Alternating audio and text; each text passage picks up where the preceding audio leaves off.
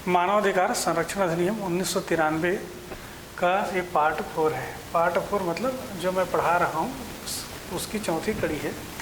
कल हमने शिकायतों एवं उसके जांच के संबंध में देखा, लेकिन ये जो अगली कड़ी है उसमें आपको ध्यान देने वाली बात ये है कि अगर शिकायत जो आ रहा है, सपोज यदि शिकायत आ रहा है सशस्त्र बलों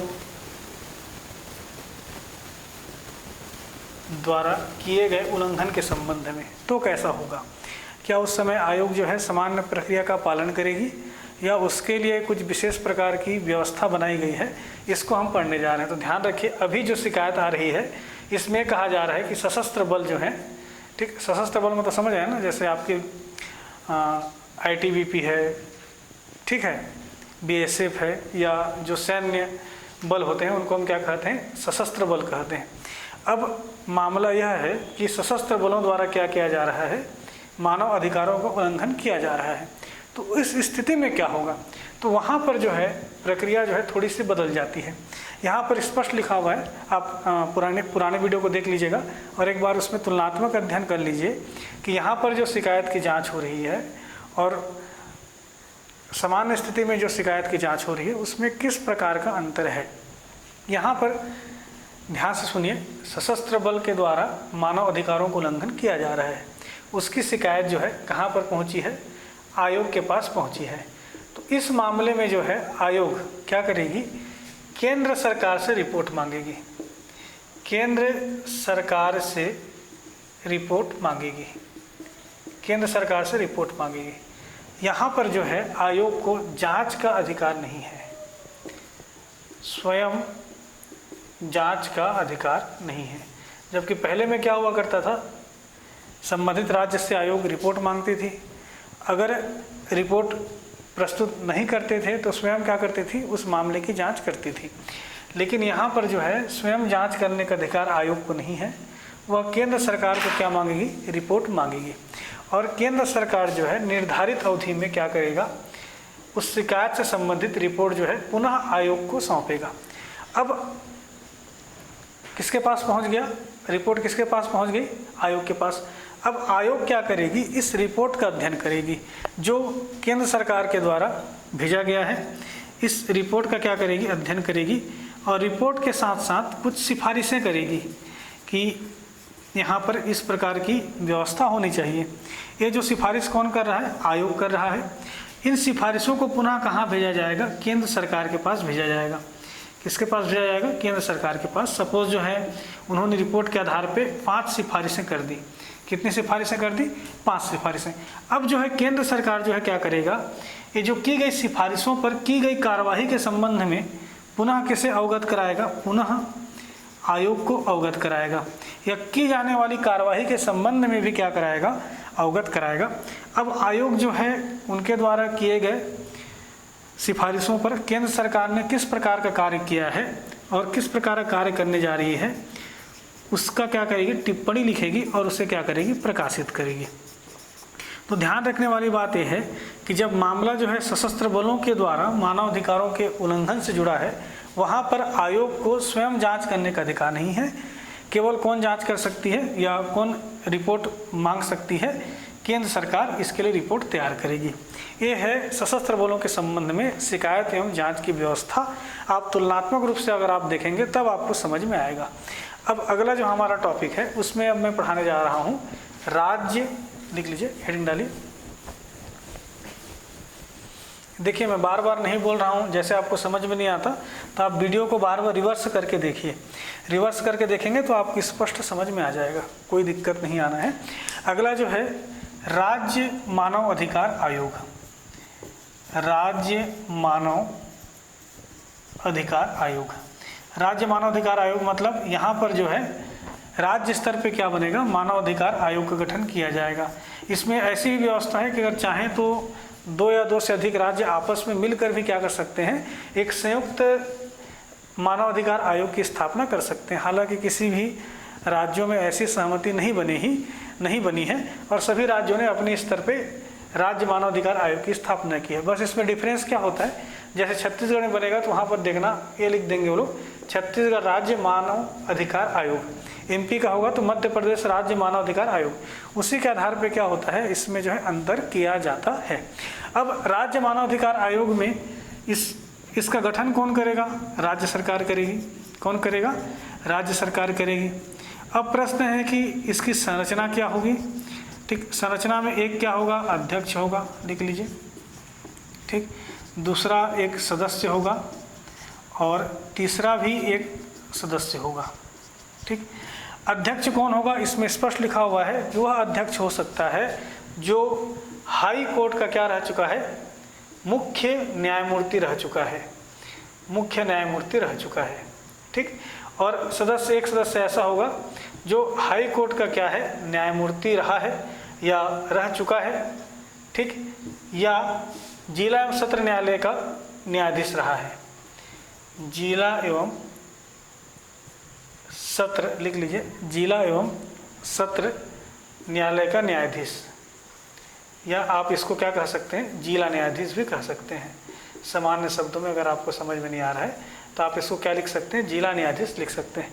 लेकिन इसमें कंडीशन ये है कि कम से कम उसको 7 वर्ष तक जिला न्यायाधीश के पद पर बना रहना होता है। ठीक, उसके बाद एक सदस्य ऐसा होगा जिसको मानवाधिकार से संबंधित क्या है? अनुभव है और ज्ञान है। ऐसे व्यक्ति को क्या बनाया जाएगा? एक सदस्य बनाया जाएगा।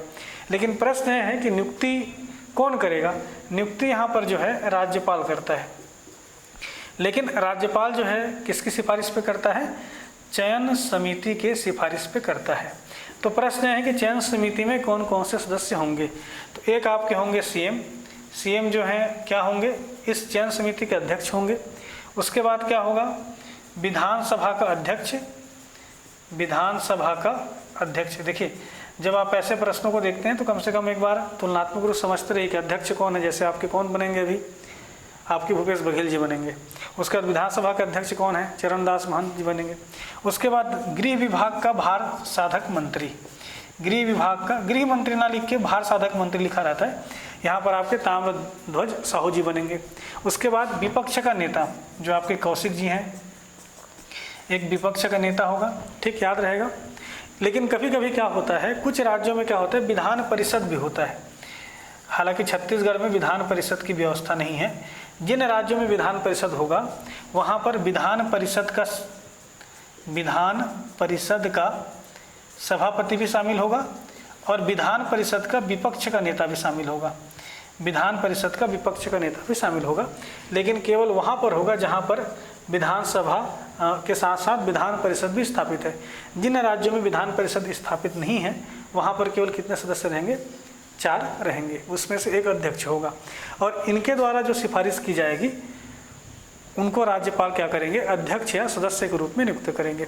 याद रखिएगा, राज्य मानवाधिकार आयोग जो है केवल जो है राज्य सूची और समवर्ती सूची से संबंधित विषयों पर अगर मानवाधिकारों का उल्लंघन हुआ है केवल उन मामलों को देखेगा।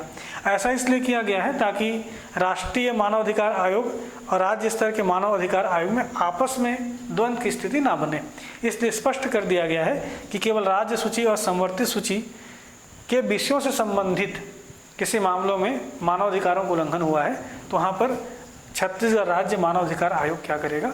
अपने कार्यों को संपादित करेगा। ठीक, यह है आपका छत्तीसगढ़ राज्य मानवाधिकार आयोग। अगला जो आपका टॉपिक है इसमें स्पष्ट लिखा हुआ है, लिखिए।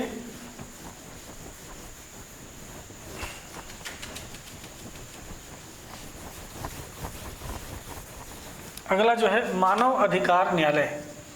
अगला टॉपिक है मानव अधिकार न्यायालय। ठीक, और मानव अधिकार न्यायालय में स्पष्ट लिखा हुआ है कि ध्यान से पढ़िएगा, उच्च न्यायालय के मुख्य न्यायाधीश की सलाह पर राज्य सरकार जिले के किसी न्यायालय को मानव अधिकार न्यायालय के रूप में नामित कर सकता है। अब प्रश्न है कि इसको अलग से नामित क्यों किया जाता है, क्यों करना चाहिए? देखिए, जैसे आपका जो है जिला में क्या होगा? जिला एवं सत्र न्यायालय होगा। जिला एवं सत्र न्यायालय में क्या होता है? बहुत सारे मामले जाते हैं। ठीक, आईपीसी से संबंधित मामले जाते हैं, बहुत सारे आपराधिक अधिनियमों में अगर कोई व्यक्ति दोषी पाया गया है तो उन मामलों को भी कहाँ लाया जाता है, जिला एवं सत्र न्यायालय में लाया जाता है। वहाँ पर जो नंबर ऑफ केस की संख्या क्या रहती है, बहुत ज़्यादा रहती है। इसलिए इसी न्यायालय में अगर मानव अधिकारों के उल्लंघन से संबंधित मामला गया तो भी क्या होगा, तत्काल उस पर निर्णय नहीं हो पाएगा, क्योंकि वहाँ पर तो क्या है, आपका क्रम के हिसाब से आपको क्या मिलेगा, डेट मिलेगा, जिसको आप पेशी बोलते हैं।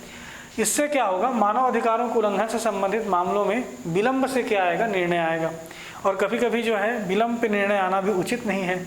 इसीलिए क्या किया जाएगा, किसी भी न्यायालय को मानवाधिकार न्यायालय के रूप में राज्य सरकार क्या करेगी, नामित कर देगी। नामित करने से अब क्या होगा, वह न्यायालय जो है केवल किनको देखेगा, या स्पेसिफाई करते हुए मानव अधिकारों के उल्लंघन से संबंधित मामलों को देखेगा, तो त्वरित निर्णय की संभावना क्या हो जाएगी, बढ़ जाएगी। और जब कभी भी मानवाधिकार न्यायालय किसी भी न्यायालय को, जिले के किसी भी न्यायालय को नामित किया जाएगा, वहाँ पर एक विशेष लोक अभियोजक होगा। क्या होगा, विशेष लोक अभियोजक होगा, पब्लिक प्रोसिक्यूटर जिसको बोलते हैं, जो सरकार का क्या है, सरकार का वकील है।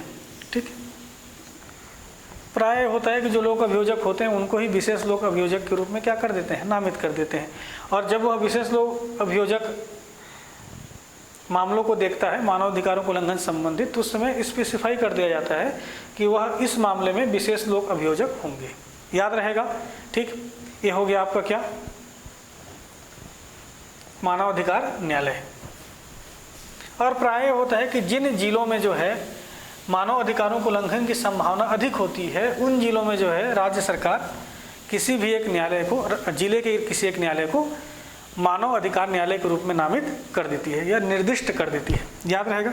उसके अतिरिक्त राज्य सरकार को पावर है कि एसआईटी गठन कर सकती है। अब प्रश्न है कि एसआईटी गठन क्या करेगा, अगर कोई मामला जो है मानव अधिकारों के उल्लंघन से संबंधित है, मानव अधिकारों के उल्लंघन से संबंधित है, तो वहाँ पर विशेष अन्वेषण दल, हिंदी में क्या बोलेंगे इसको, या स्पेशल इन्वेस्टिगेशन टीम जो होती है, उसका गठन क्या कर सकती है, राज्य सरकार कभी भी कर सकती है। और प्राय ऐसा होता है जब कभी भी मानव अधिकारों का उल्लंघन होता है तो राज्य सरकार एसआईटी गठन कर देती है। अब एसआईटी गठन करने की आवश्यकता क्यों है, देखिए अब पुलिस प्रशासन है, बहुत सारे लोग हैं उसमें, क्या होता है, बहुत सारे मामलों को देखते रहते हैं, लेकिन जब आप किसी मामले पर टीम बना दें तो टीम केवल उसी वर्क को क्या करती है, संपादित करती है। तो उससे क्या होता है, जांच की संभावना क्या हो जाती है, बढ़ जाती है। इसीलिए बाकायदा सरकार विशेष मामलों में एसआईटी गठन करती है। आप बीच बीच में सुनते भी होंगे। और जैसे एसआईटी बना देते हैं तो वो लोग केवल उन्हीं मामलों को क्या करते हैं, उस समय देखते हैं। याद रहेगा। उसके अतिरिक्त एक होता है वार्षिक रिपोर्ट, एक क्या होता है, वार्षिक रिपोर्ट। ठीक, वार्षिक रिपोर्ट जो है राज्य स्तर का जो आयोग है और केंद्रीय आयोग है, हर साल क्या करते हैं, लोग वार्षिक रिपोर्ट तैयार करते हैं। कभी कभी जो है विशेष रिपोर्ट भी तैयार करते हैं। विशेष रिपोर्ट मतलब इसका कॉन्सेप्ट ये है कि इनको कोई रिपोर्ट देना है, अब उसके लिए इनको अगले साल का क्या करना पड़ेगा, वेट करना पड़ेगा। और मामला क्या है, इतना महत्वपूर्ण है कि इसकी रिपोर्ट तत्काल किसको जानी चाहिए, केंद्र सरकार को जानी चाहिए। तो उस समय कभी कभी ये लोग विशेष रिपोर्ट ही प्रस्तुत कर देते हैं। ये वार्षिक रिपोर्ट कौन तैयार करेगा, आयोग। कौन तैयार करेगा, आयोग। प्रायः जो वार्षिक रिपोर्ट में क्या होता है, सिफारिशें होती हैं। प्रायः क्या होती है, सिफारिशें होती हैं। ये वार्षिक रिपोर्ट जो है किनके पास जाता है, केंद्र सरकार के पास जाता है। किसके पास जाता है, केंद्र सरकार। अब केंद्र सरकार का ये दायित्व तो बनता है कि आयोग के द्वारा सुझाए गए सिफारिशों पर क्या करे, कार्रवाई करे। किन पे कार्रवाई करे, सिफारिशों पर क्या करे, कार्रवाई करे। ठीक, और सिफारिशों पर की गई कार्रवाई, अगर सिफारिशों पर अगर कोई कार्रवाई करने की इच्छा है या सिफारिशों पर कार्रवाई क्यों नहीं कर रहे हैं, इस पे क्या करते हैं केंद्र सरकार के लोग, एक बाकायदा जो है टिप्पणी देते हैं। ठीक, और वार्षिक रिपोर्ट को इस टिप्पणी सहित कहाँ प्रस्तुत करते हैं, संसद में या संबंधित किसमें, विधान मंडल में। फंडा क्लियर हुआ। एक बार रिपीट कर दूं, आयोग क्या तैयार करेगा, वार्षिक रिपोर्ट।